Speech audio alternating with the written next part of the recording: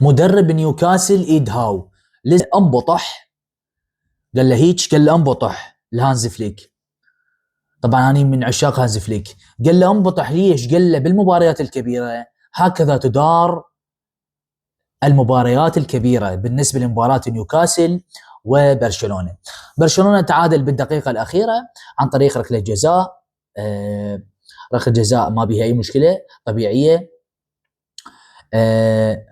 لكن انت تشاهد 90 دقيقه برشلونه شنو الخطوره سواها، برشلونه شنو التكتيك، شنو الفرص، شنو الهجمات اللي سواها برشلونه على نيوكاسل.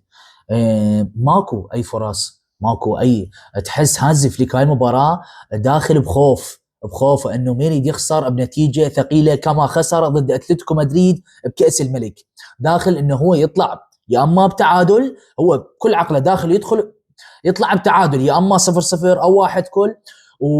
ونال ما راده، نال انه هو يطلع بتعادل وطلع بتعادل. طلع بتعادل. هل التعادل مستحق؟ لا طبعا اكيد التعادل غير مستحق.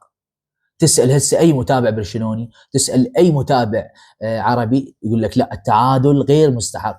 نيوكاسل كان افضل، نيوكاسل كان اخطر، نيوكاسل لا حد يقول لي لعب بملعب نيوكاسل تكتيكيا فنيا برشلونه افضل. برشلونه على الورق هو اللي كان المفروض ينتصر. نيوكاسل فريق اول مره، يمكن هاي رابع مره بتاريخه يصعد دوري ابطال، رابع مره بتاريخه. تمام. ففنيا تكتيكيا برشلونه كان المفروض يتفوق، لكن نيوكاسل حد من خطوره برشلونه وضغط على برشلونه واستحق ان يفوز. لكن المباراه انتهت بالتعادل الايجابي.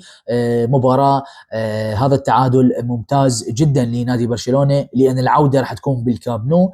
وحتى اذا تاهل برشلونه الى الدور القادم، انتم يا جماهير والمتابعين انتم واثقين من هذا الفريق ياخذ دوري ابطال بهذا الاداء؟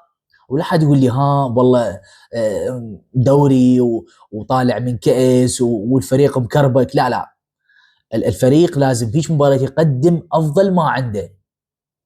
انت عبرت امام نيوكاسل، راح يجيك اتلتيكو مدريد، عبرت من اتلتيكو مدريد بدور ربع النهائي، بنصف النهائي راح يجيك ارسنال على الاغلب، بالنهائي ممكن تواجه بايرن ميونخ. فشون تاخذ لقب انت بهذا الاداء وبهاي النتيجه؟ عموما هذا التعادل جيد لبرشلونه وسيء لنيوكاسل. ننتظر الاياب ونشوف مشاهده ممتعه.